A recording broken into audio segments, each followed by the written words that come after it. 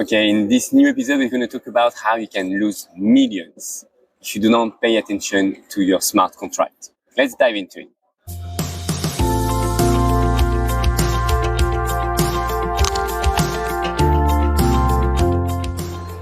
So to get started, let's just remember what a smart contract is. A smart contract is a piece of software that is run on the blockchain and that manages the transactions between one person and the blockchain, or two person or 3% in some cases. The problem is that every time we're going to deploy a smart contract, this smart contract will be the reference for everyone. And the issue is that you won't have the opportunity to update that smart contract on a regular basis. So if you have any breach, and it is quite often nowadays, because the language that is used for the smart contract, the Solidity, sometimes have some real, there are some tricky things that we need to pay close attention. And because we are lacking of developers, a lot of developers start to learn that language and say, oh, I am a Solidity developer. They are able to create few smart contracts, but they are not trained to identify security breaches.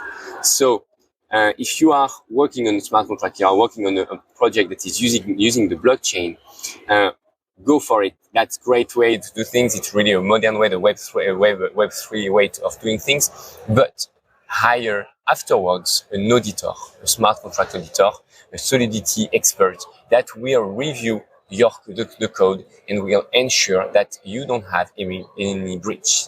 Because if you won't do that, if you are not doing it, you will have pirates that will do it anyway. And the problem is that they might take all your tokens, all your money, and that can be the end of the story for you and your company. Because if you lose the trust of your customers, of your community, you won't go anywhere.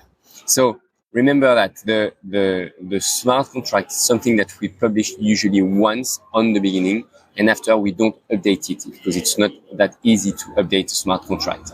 And anyway, if there is a breach, usually pirates are going to take the full advantage of it, and it's like building a bank basically, but without huge walls and protections. That's exactly the same thing. So don't build a bank without security.